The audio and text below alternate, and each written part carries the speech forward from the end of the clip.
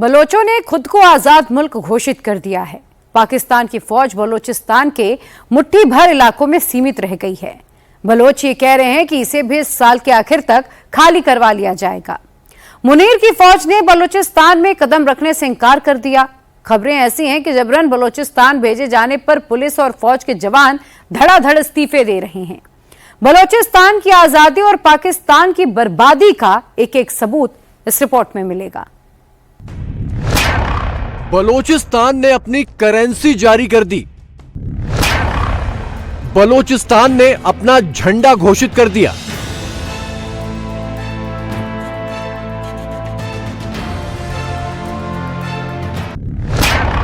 बलोचिस्तान ने पाकिस्तान को अलविदा कह दिया।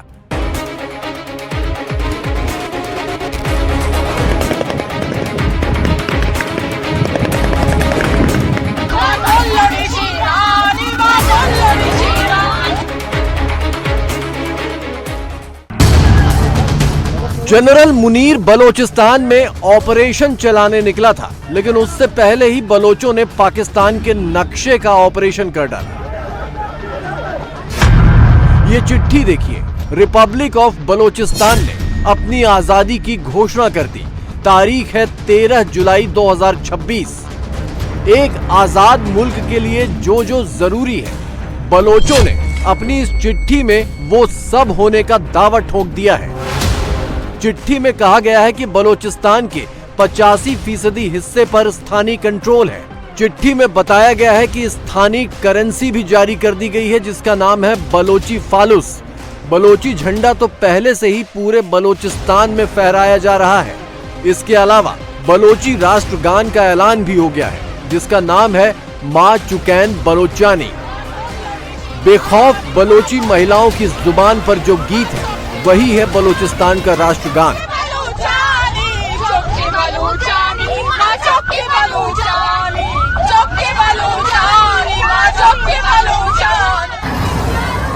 आजाद बलोचिस्तान के एक एक दावे की हकीकत को परखें कैसे? हम बलोचिस्तान तो जा नहीं सकते, लिहाजा पाकिस्तानियों के जरिए और बलोचिस्तान से आ रहे तस्वीरों वीडियो के जरिए ही ये सच कसौटी पर कसा जा सकता है। ये तस्वीर बलोचिस्तान की है, ये गाड़ी पाकिस्तानी पुलिस की है, लेकिन इस पर बलोचों का कब्जा है। आसपास न पुलिस है न फौज, यानी बलोचों का कब्जा तो पूरा नजर आ रहा है। अब सुनिए पाकिस्तानी पत्रकार बलोचों के इस दावे पर क्या कह रहे हैं। ये पुलिस की गाड़ी है जिसे BLA वाले लेकर फिर रहे हैं और गश्त कर रहे हैं। ये रियासत पाकिस्तान है जिसको अब नौशकी की हद तक कम से कम BLA वाले चला रहे हैं। हमारे पास ये इत्तलात है कि इंडिया की मदद हो या जिसकी भी, ये हमें नहीं पता, लेकिन ये प्लानिंग जरूर कर ली गई है कि जो नौशकी है और इस तरह के गिरदोनवा के इलाके हैं और TTP के जेर असर और BLA के जेर असर जो इलाके हैं, वहां पर अब वो अपनी इंडिपेंडेंट करेंसी भी लाना चाहते हैं। आप दुरुस्त सुन रहे हैं, वो अपनी इंडिपेंडेंट करेंसी लॉन्च करना चाहते हैं। करते हैं या नहीं, ये हमें नहीं पता। जो लोकल ग्राउंड के ऊपर सहाफी हैं वो क्लेम करते हैं कि तैयारियां शुरू की जा रही हैं। वो इस हद तक दूर निकल गए हैं कि वो अब अपनी करेंसी भी वहां दहशतगर्द ग्रुप जो है वो लॉन्च करना चाहते हैं। लेकिन हम लोगों को कहते हैं कि एक SHO की मार है, हम तुन के रख देंगे, हम तबाही कर देंगे। बलोचों की अपनी स्वतंत्र करेंसी की बात पर भी खुद पाकिस्तानी मीडिया ही मोहर लगा रहा है। अब देखिए अगली तस्वीर। बलोचिस्तान में पाकिस्तानी फौज की जो चौकियां हैं, वहां पर फौजी खुद नहीं बैठ रहे, बल्कि एक डमी बिठा रहे हैं ताकि दूर से लगे कि ये फौजी है। ये है बलोचों का खौफ कि पाकिस्तानी फौजी अपनी रूटीन ड्यूटी से भाग चुके हैं। ना आर्मी की कोई हैसियत बची, ना आर्मी चीफ की। तस्वीरों के अलावा पाकिस्तान के कट्टरपंथी भी खुद इस सच पर मोहर लगा रहे हैं। मैं आर्मी चीफ से कहना चाहता हूं, अपनी जिम्मेदारी पे नजर रखो। मुल्क उजड़ रहा है। बलोचिस्तान में आज भी वहां पर पाकिस्तान हुकूमत की कोई रिट मौजूद नहीं है, तुम्हारी कोई हुकूमत नहीं है। लेकिन हम तो बलोच इलाके को रो रहे थे, अब तो पश्तून इलाका भी खून में नहा रहा है। पश्तून इलाके में हमने 2-3 दिन के अंदर 50 से ज्यादा लाशें वसूल की हैं। इस मुल्क को बचाने के लिए एक कश्मीर रह गया था कि जो पुरअमन था, आज वो कश्मीर उबल रहा है। बलोचिस्तान ने ये आजाद हैसियत ऐसे ही हासिल नहीं कर ली। बलोच मर्दों के साथ साथ महिलाओं ने भी वर्दी पहनी, बंदूक उठाई, मोर्चे पर गईं और शहादत दी। तब जाकर मुनीर के कदम बलोचिस्तान से उखड़े हैं। बलोचों को महज 1500 बागी कहने वाला मुनीर और उसकी फौज अब सिर्फ क्वेटा के आसपास के कुछ इलाकों में रह गई है। खुदा की कसम, हुकूमत खुद वजीराना बलूचिस्तान वो खुजदार तक नहीं आ सकता बगैर हेलीकॉप्टर के। क्वेटा के छोटे से टुकड़े के अंदर, छोटे से टुकड़े में वहां सिर्फ हुकूमत है, नहीं है। हमारे फौजी भाई जो हमारे मुसलमान है, हमारे मुल्क का अजीम सरमाया, उनको कौन मरवा रहा है? इसलिए मेरी गुजारिश है, हमें मुत्तफिक होने की जरूरत है। हमें खारिजी कह करके हम अपने हजारों मुसलमानों को मरवा रहे हैं। बलूचिस्तान में ये काम पिछले 78 साल से हो रहा है, लेकिन अब जो कुछ जिस तरफ से यहाँ पे इस वक्त जो लेटेस्ट क्वेटा के अंदर एहतजाज चल रहा है, ये दहशतगर्दी नामंजूर के नारे तो लग रहे हैं। ये माजरा क्या है? बलूचिस्तान में पाकिस्तानी रियासत की, कठपुतली हुकूमत की और पाकिस्तानी फौज की जो रिट है ना, वो सिर्फ क्वेटा शहर तक महदूद हो गई है। अगर आप बलूच हिस्से की तरफ जाएं, मस्तूंग से लेकर के अगर आप नोशकी जाएं, दालबंदीन जाएं, वहां पे बीएलए वाले सरगर्म हैं। उन्होंने जगहों पे कब्जे किए हुए हैं, रोडों पे कब्जे किए हुए हैं। वहां फौज का, एफसी का, पुलिस का कोई भी नामो निशान नहीं है। बेशरम, बेहिस, नायल, कठपुतली सरफराज बुगटी और उसकी हुकूमत बैठी हुई है वहां पर बेहिस। मुनीर ने बलोचिस्तान से पिछले हफ्ते ही 46 फौजियों की लाशें उठवाई हैं। खुद रावलपिंडी में छिपा बैठा है, लेकिन बलोचों के हाथों मरने के लिए फिर से फौजी उतार दिए ऑपरेशन के नाम पर।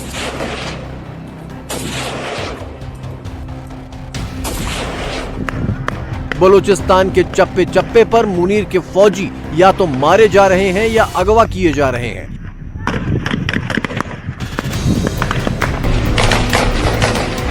क्योंकि बलोचों की नजर में मुनीर और उसका हर जवान बलोचिस्तान का सबसे बड़ा दुश्मन है। पाकिस्तानी ISI या पाकिस्तानी MIA या CTD के नाम से बलोच को मावरा अदालत बाकायदा आए दिन टार्चर सेल को और मकसूदा लाशें फेंक दी जा रही है। दुनिया के अंदर बलोच के सच को दबा दिया जा रहा है, क्योंकि बलोच उस स्टेट तक पहुंच चुका है कि अपनी दुश्मन को पहचान चुका है कि दुश्मन मेरी कौन है। दुश्मन और सिर्फ GHQ रावलपिंडी और पंजाब है।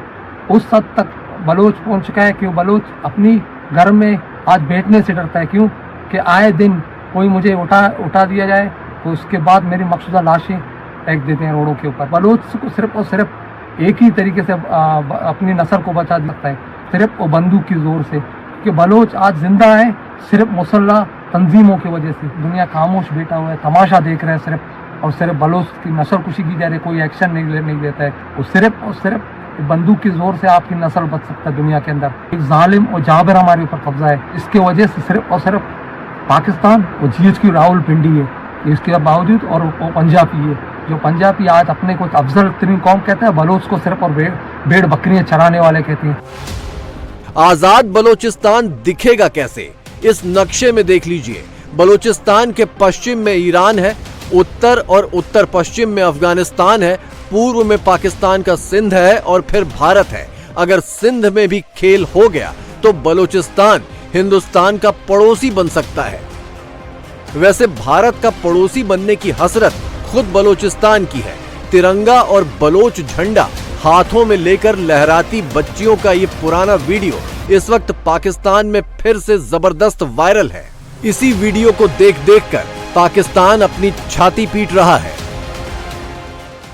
ना उनकी बलूचिस्तान में हुकूमत है, ना खैबर पख्तूनख्वा में हुकूमत है। खैबर पख्तूनख्वा में भी ऐसे इलाके हैं कि शाम के बाद पुलिस बाहर नहीं निकल सकती, और बलूचिस्तान में तो पूरे बलूचिस्तान में कोयटा कैंट से 5 मिनट के फासले पे कोई नहीं जा सकता रात के टाइम। ये हालात है, दन दनाते फिर रहे हैं वहां पे गिरोह। तो आपका कंट्रोल तो खत्म हो गया। अगर भारतीय रॉ ये करने में कामयाब हो गई है कि बलूचिस्तान में भी उन्होंने शोरिश पैदा कर दी, खैबर पख्तूनख्वा में भी कर दी, सारे ग्रोहों को भी इकट्ठा कर दिया, आपका जीना हराम कर दिया, तो फिर नंबर 1 आप तो ना हुए, नंबर 1 तो रॉ हो गई। तो ये डूब मरने का मकाम है फिर हमारे लिए, फिर इस्तीफे आने चाहिए थे। मैं तो नहीं कह रहा, आप कह रहे हैं वो नंबर 1 है। आप कह रहे हैं कि हम इधर पड़े हुए हैं, हमारे मुल्क में आके भारतीय एजेंसियां मुल्क तोड़ने की साजिश भी कर रही हैं, ग्रोहों को भी इकट्ठा कर रही हैं, बंदे भी अगवा कर रही हैं, बंदे कत्ल भी कर रही हैं, हमारी ट्रेनें भी अगवा हो रही हैं। ये सब अगर भारतीय एजेंसियां कर रही हैं तो नंबर 1 आप किस चीज के छोले बेचने के लिए हैं? मुनीर और उसकी फौज भारत के नाम का रोना ही रोती रह गई। उधर बलोचों ने पूरा बलोचिस्तान करीब करीब छीन ही लिया। पाकिस्तानी फौज की वर्दी भी छीन ली, बंदूकें भी छीन ली, गाड़ियां भी छीन ली और इसी के साथ बची खुची इज्जत भी छीन ली। बलूचिस्तान के तमाम सड़कों पर बलोचों के चेक पोस्ट हैं और आने जाने वालों की बकायदा चेकिंग होती है कि कहीं कोई पाकिस्तानी पंजाब का आदमी तो नहीं घुस आया। परेशानी बढ़ती जा रही है। बलूचिस्तान और कश्मीर की जो इस वक्त सूरत हाल है, इन्हें अंदाजा भी नहीं है पाकिस्तान की एस्टेब्लिशमेंट को कि ये किस आग के साथ खेल रहे हैं। ना इन्हें तारीख का इदराक है, ना ये इन लोगों के बारे में जानते हैं और ना इन्हें लोगों के शऊर का इस वक्त अंदाजा है। लोग किसी और तरह निकल गए हैं, वो कुछ और सोच रहे हैं, जबकि ये बहुत पीछे रह गए, 40 साल 50 साल पीछे। ना इनसे अब बयानिया बन रहा है और ना चीज़ें इनके कंट्रोल में आ रही हैं। एक बहुत बड़ा फेलियर इनके सामने आकर खड़ा है और ये किसी और पर मलबा भी नहीं डाल सकते। तो ये वाकयात ऐसे हैं जो एक बार फिर बलूचिस्तान के इशू को उजागर कर रहे हैं। एक अलार्मिंग लहर पूरे मुल्क में दौड़ गई कि यकदम ऐसा क्या हुआ कि इन हमलों में शिद्दत आई है। उस नौइयत के अटैक्स हुए हैं जिसमें पुलिस एहलकारों को यरगमाल बनाकर ले गए और बाद में बड़े पैमाने पर शहादतें हुई, उनको शहीद कर दिया गया। इंडिया अपना बदला ले रहा है, आपकी सेसेशनिस्ट फोर्सेस को सपोर्ट कर रहा है और वो जिसे वो डोवल डॉक्ट्रिन कहते हैं जी, कोई उससे छुपाई हुई बात नहीं है। इजराइल जो है उसकी तरफ से बहुत से बयान आए हैं कि ईरान से भी ज़्यादा ख़तरनाक वो पाकिस्तान को समझता है, क्योंकि पाकिस्तान के पास न्यूक्लियर बॉम्ब है। बलूचिस्तान के पहाड़ों में सोने की खदानें हैं, बलूचिस्तान के पहाड़ों में तांबे की खदानें हैं, बलूचिस्तान के पहाड़ों में रेयर अर्थ मिनरल्स की खदानें हैं, बलूचिस्तान की जमीन के नीचे नेचुरल गैस का भंडार है। इसी खजाने को लूटने के लिए पाकिस्तानी फौज ने पहले चीन को अंदर बुलाया और अब मुनीर ट्रंप को भी न्योता दे आया। लेकिन इस खजाने पर जिसका असल हक है वो बलोच धक्के और गोलियां खाता रहा। आज कबायली पहाड़ों में अगर कोई जंग है तो इसी बुनियाद पर हो रही है कि पाकिस्तान के मादनी ज़खायर को बेचा जा रहा है और मकामी आबादी को बेइख्तियार करके उससे उनके इख्तियार छीन कर वो समझते हैं कि हम खुद ही कारोबार कर सकते हैं। बलूचिस्तान के अवाम और उनके बच्चे वहां के वसाइल के मालिक हैं। खैबर पख्तूनख्वा के अवाम और उनके बच्चे वहां के वसाइल के मालिक हैं। किसी का कोई माई का लाल उनके हुकूक पर डाका नहीं डाल सकता और अगर डाला जाएगा तो फिर यही बेचैनियां आएंगी जो आज बलूचिस्तान में है, वही बेचैनियां जो खैबर पख्तूनख्वा में है और यही बेचैनियां कल पंजाब में उतर सकती है। पाकिस्तानी पंजाब में बेचैनी तो उतर ही चुकी है क्योंकि यहीं पर शरीफों की सरकार विराजमान है और यहीं पर मुनीर का बंकर है। पाकिस्तानी पंजाबियों से बलोची ऐसी नफरत इसीलिए करते हैं क्योंकि उन्हें लूटने वाले सारे गिरोह यहीं पर डेरा जमाए बैठे हैं, लेकिन बड़ी बेशर्मी से अपनी करतूतों का ठीकरा भारत पर फोड़ते हैं। हम अगर सवाल करते हैं कि भारत को रोकेगा कौन, तो आपको धंधल पड़ जाता है, आपको गुस्सा आ जाता है, दूसरा गद्दार लगना शुरू हो जाता है। भाई हम यही तो कह रहे हैं कि भारत अगर ये करवा रहा है तो रोकना किसने है? वो आते कहां से हैं? भारत ड्रोन से गिरा रहा है, क्यों हॉट एयर बलून के जरिए गिरा रहा है, उनके जहाज आके यहां पे सॉटिस फेंक रहे हैं। कैसे आ रहा है? बॉर्डर से आ रहा है ना। अगर असला आ रहा है, बॉर्डर पे कौन खड़ा है? बॉर्डर किसकी जिम्मेदारी है चेक करना? बॉर्डर किसकी जिम्मेदारी है वहां से स्मगलिंग को रोकना? अगर हथियारों की स्मगलिंग हो रही है, ये रोकना आपका काम है। पाकिस्तान को बचाने का वायद रास्ता है कि आप बैरकों में जाएंगे और हुकूमत सिविलियंस के हवाले करेंगे ताकि वो हुकूमत चलाएं, आप बॉर्डर कंट्रोल करें। ये फार्मूला है। इसके अलावा हर फार्मूला जो है वो नाकाम है और नाकाम ही रहेगा। मजे की बात देखिए कि बलूचिस्तान में हो रही अपनी पिटाई में भारत का हाथ होने का रोना रोने वाली मुनीर की फौज को उसका मीडिया ही बेनकाब कर रहा है। जब बलूचिस्तान वाला चूरण बिकना बंद हो गया तो मुनीर ने अपनी मीडिया को बुलाकर बाकायदा ये डायरेक्शन दी कि भारत के खिलाफ बेसिर पैर का नैरेटिव चलाओ, लेकिन वो भी फेल हो गया। डीजी आईएसपीआर ने कहा कि जो कुछ कश्मीर में हो रहा है और जो कुछ बलूचिस्तान में हो रहा है, इसके पीछे भी भारत है और हमें यह पता है। तो इस पे सहाफियों ने यह सवाल किया कि अगर ये भारत करवा रहा है तो फिर आपने ज्वाइंट अवामी एक्शन कमेटी के लोगों से मुआहदे क्यों किए। डीजी आईएसपीआर की जो मुलाकात हुई आज से चंद दिन पहले सहाफियों के साथ, डीजी आईएसपीआर ने सहाफियों को यह हुक्म जारी किया कि आप भारत के खिलाफ जितना ज्यादा हो सके वो आप अपने मीडिया को कवरेज दें, यानी जितनी ज्यादा भारत के मामलात पे आप कवरेज कर सकते हैं आप कवरेज करें। और डीजी आईएसपीआर ने जो दावा किया वो ये था कि भारत बहुत जल्दी टुकड़े टुकड़े होने जा रहा है। आपने टीवी चैनल्स पर यही बताना है कि भारत के टुकड़े होने जा रहे हैं। अगर तो भारत के टुकड़े होने जा रहे हैं तो वो दुनिया भर के ममालिक के साथ इतने बड़े बड़े मुआहदे कर रहा है, जापान के साथ, अमेरिका के साथ और यूरोप के साथ। इसका भी डीजी आईएसपीआर कोई तसल्ली बख्श जवाब नहीं दे पाए, लेकिन वो बज़िद थे कि बस आप भारत के ऊपर चढ़ाई कर दें सारे मिलकर, और पाकिस्तानी मीडिया जो है वो भारत के खिलाफ खबरें चलाए जिनका सर पांव भी नहीं है। इसी तरह मीडिया की क्रेडिबिलिटी खत्म हो जाती है। मुनीर की फौज पूरे पाकिस्तान में झूठ का पुलिंदा उड़ाती रह जाएगी। बलोच बागियों ने अपनी आजादी की चिट्ठी में ये दावा भी किया है कि पाकिस्तानी फौज को बचे खुचे इलाकों से भी इस साल के आखिर तक खदेड़ दिया जाएगा और इसके बाद खैबर पख्तूनख्वा का नंबर आएगा, क्योंकि पाकिस्तान के खिलाफ जंग में बलोच और पठान साथ साथ हैं।